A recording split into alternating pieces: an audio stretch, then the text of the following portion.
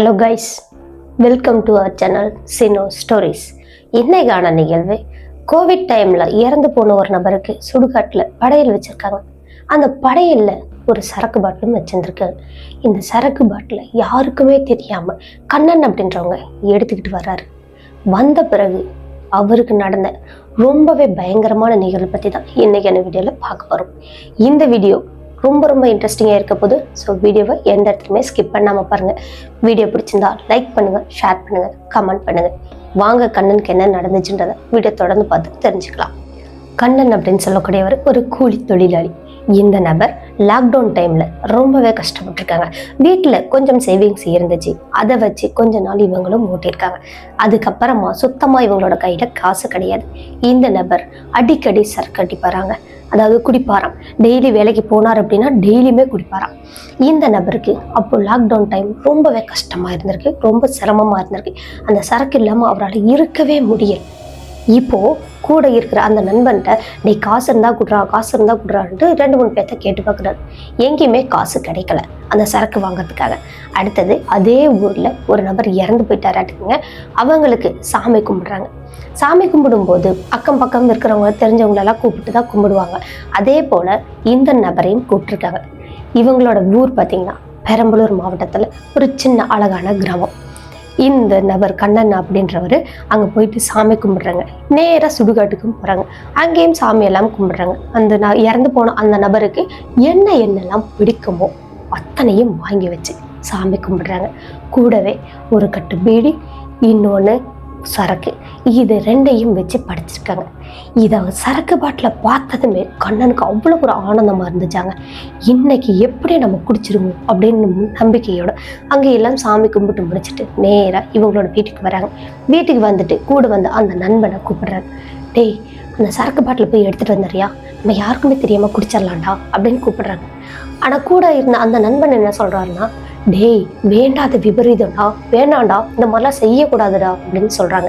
டேய், இறந்து போனவனாடா நம்மளை வந்து எதாவது பண்ணியிருப்போனா, நீ வேற எதுக்கிட்ட இப்படி பயப்படுற, சரி நானே போய் எடுத்துட்டு வரேன் அப்படின்னு கண்ணன் அன்னைக்கு பொழுது இறங்குற வரைக்கும் வெயிட் பண்ணியிருக்காருங்க. அதன் பிறகு யாருக்குமே தெரியாமல் இந்த சுடுகாட்டுக்கு போகிறார். அங்கே போயிட்டு படையல் வச்சிருந்த அந்த சரக்கு பாட்டிலை எடுக்கிறார். எடுத்தவர் அங்கேயேங்க ஒரு புதர் மாதிரி இருந்துச்சா, அந்த புதருக்கு பக்கத்துலேயே கொஞ்சம் குடிச்சிட்டும் வந்துட்டார். குடிச்சு அந்த போதையில் என்ன பண்ணியிருக்காரு, டேய் இந்த பயலுக்கா நீ பயந்த அப்படின்னு வேகமாக அந்த சமாதி மேலே செருப்பு காலோட ஒரு உதைச்சிருக்காங்க. உதைச்சிட்டு அதுக்கப்புறம் மீதி பாட்டில் எடுத்துக்கிட்டு நேராக வர்றாரு. வந்து அந்த நண்பன்கிட்ட கொடுக்குறாரு. அந்த நண்பரும் குடிச்சு முடிச்சிட்டாரு. அதுக்கப்புறம் 2 பேருமே வீட்டுக்கு போகிறாங்க. வீட்டுக்கு போகும்போதே இவர் சொல்லியிருக்காருங்க கண்ணன்கிட்ட, டேய் நம்ம அங்கேருந்து தான் சரக்கை எடுத்தோன்னு யாருக்குமே தெரியக்கூடாது, தெரிஞ்சிச்சு அப்படின்னா கண்டிப்பாக நம்மளை பொழந்து கட்டிடுவாங்கடா அப்படின்னு சொல்லிட்டு தான் போயிருக்காரு. சரின்னு கண்ணனும் கொஞ்சம் கேர்ஃபுல்லாக தான் வீட்டுக்கு போயிருக்காரு. போயிட்டு அன்னைக்கு சாப்பிடக்கூட இல்லையாங்க, படுத்துட்டார். படுத்தவர் உளறிக்கிட்டே இருந்திருக்காரு போதையில்.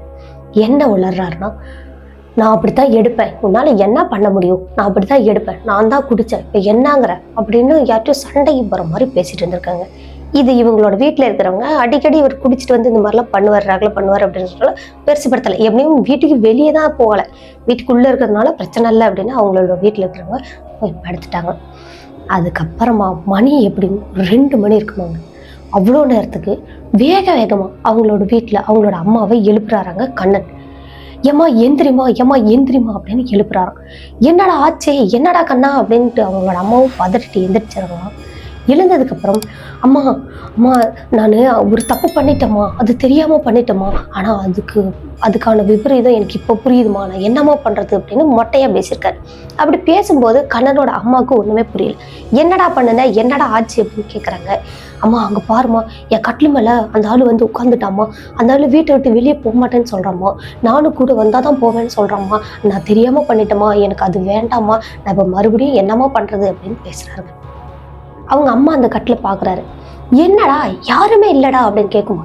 அம்மா அந்த பக்கத்து விட்டு ஆள் பாருமா, அங்கே உட்காந்துட்டு இருக்கான், பேயா வந்து உட்காந்துட்டு இருக்காம்மா, என்னை தொல்லை பண்ணிகிட்டே இருக்காம்மா அப்படின்னு சொல்கிறாங்க. பேயா வந்து உட்காந்துட்டு இருக்காரா, ஒருவேளை சுடுகாட்டுக்கு போய் சாமி கும்பிட்டு வந்தார் பார்த்தீங்களா, அந்த டைம் பயந்துருப்பாரோ, அதனால தான் அந்த மாதிரி தெரியுதோ அப்படின்னு நினச்சிட்டு, ஒன்றும் இல்லடா கண்ணா நீ படுறா, அமைதிப்படுறா அப்படின்ட்டு திருநீரை வச்சு அன்னைக்கு படுக்க வச்சுட்டாங்க. அவ்வளோ போதையில் இருந்தவருக்கு போதை தெளிகிற அளவுக்கு அவருக்கு பயம் இருந்திருக்கு. சரி நான் அன்னைக்கு படுத்துட்டாரங்க. அடுத்த நாள் காலையில் எந்திரிக்கிறார். எழுந்தவர் ஒரு மாதிரி பேந்த முழிச்சிட்டே இருந்திருக்காரு. பேய் அரைஞ்ச மாதிரியும் முழிச்சிட்டே இருந்திருக்காரு. அந்த கட்டில் பக்கம் போகிறதுக்கே பயப்பட்டிருக்காரு. வீட்டை விட்டு வெளியே வந்து திண்ணை மேலே உட்காந்துட்டு பல்லு விளக்கிக்கிட்டே பக்கத்து வீட்டை பார்க்குறாராங்க. பார்த்தா அந்த இடத்துல அதே ஆள் பகல்லையே இவருக்கு தெரிகிற மாதிரி இருந்துச்சாங்க. இவங்களோட வீட்டு திண்ணை எப்படி இருக்கோ அதே மாதிரி அவங்களோட வீட்லேயும் வாசப்படி இருக்காங்க. வெளியவே அந்த வாசப்படியில் அந்த நபர் உட்காந்துட்டு இவரை பார்த்து சிரிக்கிற மாதிரி இருந்திருக்குங்க. இவருக்கு நல்லா கண்ணை தேய்ச்சிட்டு பார்க்குறாரு. அப்பவும் சிரிச்சுட்டே இருந்த முகம் மறைக்கிற மாதிரி தெரியுதாங்க. ஆனால் அந்த உருவம் மறையவே இல்லையாங்க. பதறி போயிட்டாராம். அந்த திண்ணையிலேருந்து தொப்புன்னு கீழே குதிச்சுட்டு அதுக்கப்புறம் சுற்றி பார்க்குறாரு. மக்கள் அந்த பக்கம் இந்த பக்கம் நடமாடிட்டு தான் இருக்காங்க. அவங்களோட வீட்டில் இருக்கவங்களும் உள்ளே வராங்க, வெளியே போகிறாங்க, எல்லாமே பண்ணுறாங்க. ஆனால் யாருக்குமே அந்த உருவம் தெரியல. இவருக்கு மட்டும்தான் தெரிஞ்சிருக்கு. இது என்னடா நமக்கு வந்த சோதனை அப்படின்ட்டு வேகமாக வீட்டுக்குள்ளே ஓடுறாங்க. வீட்டுக்குள்ளே ஓடி போயும் அங்கே நிலவாசப்படிக்கிட்ட நின்று கொஞ்சமாக கண்ணு மட்டும் தெரிகிற மாதிரி எட்டி பார்க்குறாங்க. அப்போவும் அந்த உருவம் அங்கேயே தான் உட்காந்துட்டு இருந்தாங்க. இவர் நல்லா பயந்து போயிட்டாரு. உடனே இவங்களோட வீட்டுக்குள்ளே ஓடி போயிட்டு சாமி நேரெல்லாம் எடுத்து வச்சுக்கிட்டு இவங்களோட ஃப்ரெண்டுக்கு ஃபோன் பண்ணுறாரு. டேய் நண்பா, இந்த மாதிரி தான்டா ஆயிடுச்சு, வீட்டுக்கு வாடான்னு கூப்பிடுறாருங்க. நான் அப்பவே சொன்னாலடா அந்த சரக்கு பாட்டில் எடுக்காதுன்னு, ஏன்டா என்ன இப்படி தொல்லை பண்ற அப்படின்ட்டு அந்த நபரும் வராறாங்க. வந்துட்டு கண்ணனோட முகத்தை பார்க்குறாருங்க. அவ்வளோ ஒரு பயத்தோட இருந்தாராங்க. செம்மையா பயந்து போயிருந்திருக்காரு. அதுக்கப்புறம் டேய் கண்ணா, இந்த மாதிரி நம்ம பண்ண தப்பு தான், நம்ம மறுபடியும் கொண்டு போய் சரக்கு பாட்டில் வாங்கி வச்சுட்டு போயிடலாம்டா, வாடான்னு கூப்பிடுறாங்க. ஆனால் அந்த டைம் இவங்களுக்கு காசே கிடைக்கலையே, என்ன பண்ணுறது? காசு இல்லாததுனால தான் அந்த சரக்கு எடுத்து குடித்தாங்க.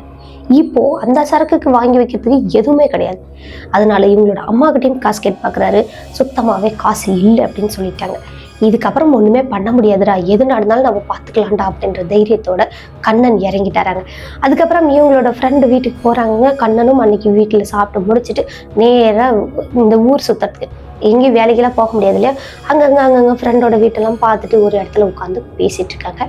சாயங்காலம் 7 மணிக்கு. அதுக்கப்புறம் கண்ணன் மெதுவாக எழுந்து வீட்டுக்கு வராருங்க. வீட்டுக்கு வரவே பின்னாடியே யாரோ வர்ற மாதிரி இருந்திருக்குங்க. பின்னாடியே வராங்களே, யாரா இருக்கும் அப்படின்னு பார்த்தா இது ஒரு சரக்கு ஸ்மெல் அடிக்கிற மாதிரி இருந்திருக்குங்க. ஒரு சரக்கு பாட்டில் இருக்கிற மாதிரி ஸ்மெல் அடிச்சிருக்குங்க. அந்த ஸ்மெல்லை பார்த்ததும் கண்ணனுக்கு அப்படியே ரொம்ப ஆனந்தமாயிடுச்சான். மறுபடியும் எங்கேயோ சரக்கு இருக்குடா அப்படின்ட்டு பின்னாடி வந்தாங்களே, அவங்கள திரும்பி பார்க்கலான்னு பார்க்குறாங்க. அங்கே ஒரு உருவம் நிற்குதுங்க. அது வேற எதுவுமே இல்லை, முன்னாடி நாள் சரக்கு பாட்டில் எடுத்துகிட்டு வந்தாங்கல்ல அந்த இறந்து போன ஆன்மா தான் நிற்கிது. அங்கே கூடவே கையில் ஒரு சரக்கு பாட்டில் வச்சுட்டு இருக்கிற மாதிரியும் இருக்கு. இன்னும் நடுங்கி போயிட்டாராம் கண்ணன். சரக்கு பாட்டில் அங்கே தான் இருக்குது அப்படின்னு. அடுத்து ஆனால் இவருக்கு குடிக்கணுன்ற ஆசை வந்துருச்சு. இதுக்கப்புறம் கட்டுப்படுத்தவே முடியாதாம. அவரை நேராக வீட்டுக்கு வராரு. வந்துட்டு வாசப்படியில உட்காந்து பார்த்துட்டே இருந்திருக்காரு. அந்த உருவம் அங்கங்கே நகர்ந்து போகிற மாதிரி இருக்குது. நேராக இவங்களோட வீட்டு திண்ணை மேலே உட்கார்ற மாதிரியும் இருக்குது. உட்கார வந்ததுக்கப்புறமா தான் பயந்து நடுங்கி போயிட்டு வீட்டுக்குள்ளே ஓடுறாங்க கண்ணன். வீட்டுக்குள்ளே ஓடி போயிட்டு ஒரு மணி நேரம் கழிச்சு அதுக்கப்புறமா தான் கதவை திறந்தாராம். திறந்து பார்த்தா இவங்களோட திண்ணை மேலே சரக்கு பாட்டில் இருக்குங்க. இப்போ அந்த சரக்கு பாட்டிலை எடுத்து குடிக்கிறதுக்காக மெதுவாக நகர்ந்து வராரு. வந்தவர் சரக்கு பாட்டிலை கையில் எடுத்துட்டார். எடுத்துட்டு வீட்டு பக்கம் திரும்பலான்னு பார்க்கும்போது இவரை சுத்தியுமே அதே உருவம் நிற்கிற மாதிரி இருக்காங்க. ஒரு இடத்துல இல்லை, இவரை ரவுண்ட் அப் பண்ண மாதிரி ஃபுல்லாக எல்லா இடத்துலையும் அதே உருவம் நிற்கிற மாதிரி இருக்கு. பயத்துல அந்த பாட்டிலை கீழே போட்டுட்டாராங்க. பயத்துல கீழே போட்டா அந்த சரக்கு பாட்டில் உடையணும் இல்லையா, ஆனால் உடையவே இல்லையாங்க. அப்படியே கீழே நிற்கிதாங்க அந்த பாட்டில். இன்னும் நடுங்கியே போயிட்டாரு. இந்த பாட்டில் கீழே குனிஞ்சிட்டு மறுபடியும் பார்க்குறாருங்க. அந்த உருவம் இன்னும் கொடூரமாக மாறுது. ஒரு வெள்ளையான உருவமாக மாறுது. ஆனால் முகம் கை காலெல்லாம் ஒரு மாதிரி வித்தியாசமாக ரொம்ப விகாரமாக இருந்திருக்கு. செமையாக பயந்து போயிட்டார். அந்த இடத்துலேருந்து ஓடலாம் அப்படின்னாலும் இவரால் கொஞ்சம் கூட தப்பிக்கவே முடியலையாங்க. ஒரு கால் மட்டும் அப்படியே தரையோட தரையாக ஒட்டுன மாதிரி ஆயிடுச்சா. இவரால் அந்த தரையிலேருந்து காலை எடுக்கவே முடியல, ஓடவும் முடியல. என்னடா பண்ணுறது அப்படின்னு குழம்பி போயிருந்த நேரத்தில் தான் இவரும் சிவா என்னை காப்பாத்து அப்படின்னு கத்திருக்கிறாருங்க. அதாவது இந்த சிவனோட அந்த திருநாமத்தை சொல்லிட்டு கத்திருக்காரு. கத்துன ஒரு 2 செகண்ட்ல அந்த கால் வெடுக்குன்னு எடுத்திருக்குங்க. போய் பொத்துன்னு அங்கேயே பக்கத்துலேயே ஒரு சாக்கடை இருந்திருக்கு. அந்த சாக்கடையிலேயே போய் விழுகிற மாதிரி போயிட்டாராங்க. அங்கேயே கீழே விழுந்து சின்னதாக நெத்தியில் காயம் ஏற்பட்டிருக்கு. அந்த காயத்தோட மெதுவாக எழுந்துட்டு வீட்டுக்குள்ளே ஓடுறாரு. ஓடினவர் வீட்டுக்குள்ளே போயிட்டு அதுக்கப்புறம் ஜன்னல் வழியாக பார்க்கலாமேன்னு கொஞ்சம் ஜன்னலை ஓப்பன் பண்ணிட்டு பார்க்குறாராம். அந்த இடத்துல எதுவுமே இல்லை, அந்த சரக்கு பாட்டிலும் இல்லை. அப்போ இது எல்லாமே நம்மளுக்கு தெரிஞ்ச மாயை தான், இது எல்லாமே நம்மளோட கற்பனை தான் அப்படின்னு புரிஞ்சுக்கிட்டு இந்த நபர் கண்ணாடியை பார்க்குறாராம். கண்ணாடியை பார்த்தா இவருக்கு அடிபட்ட அந்த இடம் தானே தெரியணும். ஆனால் அதுக்கு பதிலாக இறந்து போன அந்த நபரோட அதே உருவம் தெரியுதாங்க. இவரோட முகத்துக்கு நேராக அவரோட முகம் தான் தெரிஞ்சிச்சா. கண்ணாடியிலேருந்து பதறி ஒரு 4 ஸ்டெப்பு வெளியே வந்துட்டாராங்க. பின்னாடி வந்துட்டு பதறிட்டு மறுபடியும் கண்ணாடி பார்க்குறாரு. அப்போதான் இவரோட முகமே அந்த கண்ணாடியில் தெரிஞ்சிச்சா. அதுக்கப்புறமா இவருக்கு செய்வது அறியாது, என்ன பண்ணுறதுன்னு புரியாமலே வேக வேகமாக வீட்டுக்குள்ளே போகிறாரு. ஒரு வெள்ளை துணி எடுத்து அந்த ரத்தத்தெல்லாம் தொடச்சிட்டு எண்ணெயும் மஞ்சத்தூளும் வச்சு அந்த புண்ணுக்கு மருந்து போட்டிருக்கார். அப்புறமா படுத்துட்டார். படுத்தவர் சாப்பிட வாடான்னு அவங்களோட அம்மா கூப்பிடுறாங்க. ஆனால் எதுவுமே சொல்லாமலே படுத்துகிட்டே இருந்திருக்கார். விட்டத்தை பார்த்தபடி மேலே அண்ணாந்து பார்த்தவர், மல்லாந்து படுத்தவர், கண்ணை திறந்தவர் அப்படியே தான் இருந்திருக்கார். என்ன இவன் ரொம்ப நேரமாக இப்படியே இருக்கானே அப்படின்ட்டு அவங்களோட அம்மா பக்கத்தில் போய் உலுக்கி கண்ணான்னு கூப்பிடுறாங்க. கண்ணன்கிட்ட இருந்து எந்த ஒரு ரெஸ்பான்ஸுமே வரல. டேய் கண்ணா அப்படின்னு வேகமாக கத்தினதுக்கப்புறம் திடுக்குன்னு அப்படி உடம்பெல்லாம் தூக்கி போட்டுச்சாங்க. அப்புறமா திரும்பி பார்க்குறாங்க, அவங்களோட அம்மா நின்றுட்டு இருக்காங்க. என்னடா கண்ணா ரொம்ப நேரமாக விட்டத்தில் என்ன பார்த்துட்டு இருக்கேன், என்னடான்னு கேட்குறாங்க. எதுவுமே பேசலையாங்க. மறுபடியும் கண்ணன் அந்த விட்டத்தை தான் பார்க்குறாங்க. இவங்களோட வீடு ஓட்டு வீடு தான். அந்த விட்டம் அப்படின்றது குறுக்க இருக்க அந்த மரங்கள்லாம் போட்டிருப்பாங்கல்ல, இந்த ரீப்பர் மரம்னு சொல்லுவாங்க, அந்த மாதிரி போட்டிருப்பாங்க. அங்கே தான் பார்த்துட்டே இருந்திருக்காரு. என்னத்தடா பார்க்குற அப்படின்னு அவங்களோட அம்மாவும் பார்க்குறாங்களாங்க. அவங்க அம்மாவுக்கு ஏதோ ஒரு மாதிரி கருப்பாக ஷேடோ மாதிரி தெரிஞ்ச மாதிரி இருந்துச்சு. அது அப்படியே மறைஞ்சிருச்சு. இப்போது கண்ணன் அதே இடத்த பார்க்கும்போது கண்ணனுக்கு மட்டும் அந்த இடத்துல யாரோ உட்கார்ந்துட்டு இருக்கிற மாதிரி இருக்கு. நல்ல வெள்ளையான சாம்பல் நேரத்தில் அப்படியே காற்று போக மாதிரி ஒரு உருவம் உட்கார்ந்துட்டு இருக்க மாதிரி இருக்கு. முகம் மட்டும் நல்லா பளிச்சுன்னு தெரியுது. கண் அப்படியே ரெட்டாக ஜொலிக்குதாங்க. அவ்வளோ ஒரு ரெட்டாக இருந்துச்சா. பார்த்துட்டு பயந்தவர் தாங்க. இவருக்கு பேச்சு மூச்சே வராமல் அப்படியே கிடந்திருக்காரு. இவங்களோட அம்மா மறுபடியும் கண்ணான்னு எழுப்புறாங்க. பேச்சே வரலையாங்க. சரி எங்கேயோ கடந்துட்டு போகிறான், குடிபோதையில் ஏதாவது பண்ணிட்டு இருப்பான் அப்படின்ட்டு அவங்களோட அம்மாவும் போயிட்டு படுத்துட்டாங்க. அன்னைக்கு நைட்டு 12 மணி இருக்குமாங்க. அவ்வளோ நேரத்துக்கு கண்ணன் வீச்சுன்னு கத்திக்கிட்டே எந்திரிக்கிறாரு. என்ன ஆச்சுன்னு பார்த்தீங்கன்னா, கண்ணன் படுத்துட்டு இருந்த அந்த கட்டிலுக்கு அடியிலிருந்து யாரோ முணுமுணுக்கிற மாதிரியான சத்தம் கேட்டது. என்னடா இந்நேரத்துக்கு யாரோ முணுமுணுத்துட்டு இருக்கிறாங்க என்னமோ அப்படின்ட்டு மெதுவாக அந்த கட்டிலுக்கு அடியில் குனிஞ்சு பார்த்துக்கிறாங்க. அங்கே பார்த்தா படு பயங்கரமாக ஒரு உருவம் படுத்துட்டு இருக்கு. அந்த உருவம் தான் என்னமோ முணுமுணுத்துட்டு இருக்கு. இதை பார்த்துட்டு தான் வீச்சுன்னு கத்திக்கிட்டே இந்த நபர் அந்த கட்டில் விட்டு எகிரி குதிச்சிருக்காரு. எகிரி குதிச்சதுல கை கொஞ்சம் ஸ்லிப் ஆயிடுச்சு, கையும் கொஞ்சம் அடிபட்டுருச்சு. அதுக்கப்புறம் இவங்களோட அம்மா அந்த சத்தத்துக்கு எடுத்து எழுந்து பார்க்குறாங்க. என்னடா ஆச்சு, தினந்தோறும் உன்னோட இதே தொல்லையா போச்சு, என்னடா ஆச்சு அப்படின்ட்டு அவங்களோட அம்மா வராங்க. பார்த்தா கை கொஞ்சம் வீங்கிற மாதிரி இருந்தது. சம்திங் கை உடஞ்சிருக்கும், இல்லைன்னா கை சுளுக்கிருக்கும், ரெண்டில் ஏதோ நடந்திருக்கும் போலங்க. அவங்க அம்மாவும் அந்த கையை எடுத்து பார்த்துட்டு கட்டெல்லாம் அவங்களுக்கு தெரிஞ்ச மாதிரி சின்னதாக ஒரு துணியில் போட்டிருக்காங்க.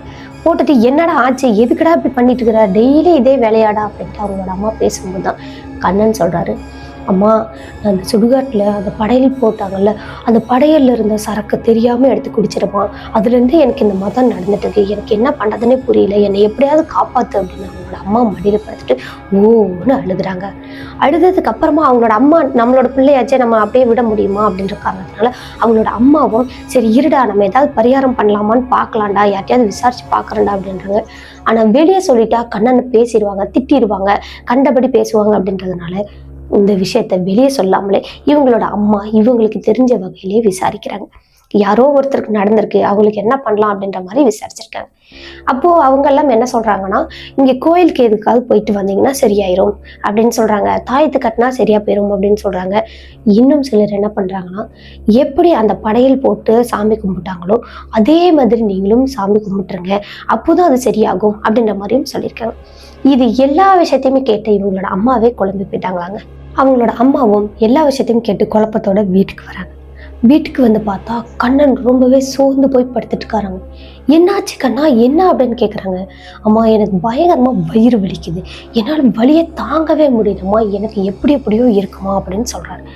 என்னடா சொல்கிற, என்னடா ஆச்சு, நான் இப்போ தாண்டா உனக்கு ஒரு வழி கண்டுபிடிக்கலான்னு போனேன், அதுக்குள்ளே உனக்கு என்னடா ஆச்சு அப்படின்ட்டு அவங்களோட அம்மா பதறி போயிட்டு இந்த ஜீரக தண்ணியெல்லாம் வச்சு கொடுக்குறாங்க.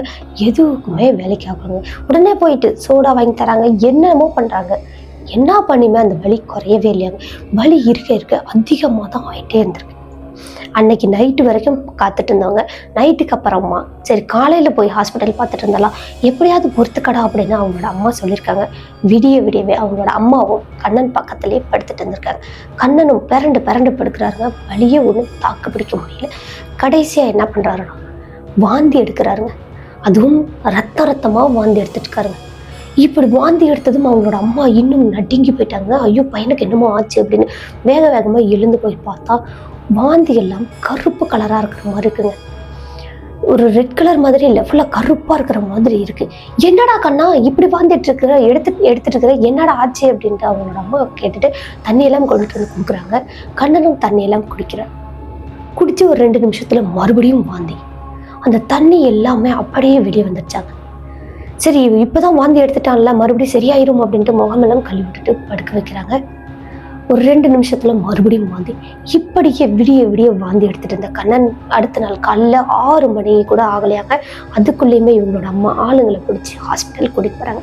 அங்கே ஹாஸ்பிட்டல் கூட்டிகிட்டு போயிட்டு செக்கப்லாம் பண்ணுறாங்க. எல்லாமே நார்மலாக இருக்குது. இங்கே ஊசியும் போடுறாங்க, மாத்திரை மருந்தும் கொடுக்குறாங்க. அதுக்கப்புறம் ஒரு 2 நாள் பெட்டில் வச்சுருக்காங்க. 2 நாளுக்கு அப்புறமா மறுபடியும் கண்ணன் வீட்டுக்கு போகிறார். வீட்டுக்கு வராறாங்க. காலடி எடுத்து அந்த வாசப்படியில் வைக்கிறாராம். அப்படியே நடுங்குறாராங்க. அந்த வீட்டுக்குள்ளே வர முடியாத அளவுக்கு பயங்கரமாக நடுங்கிட்டு இருக்காரு.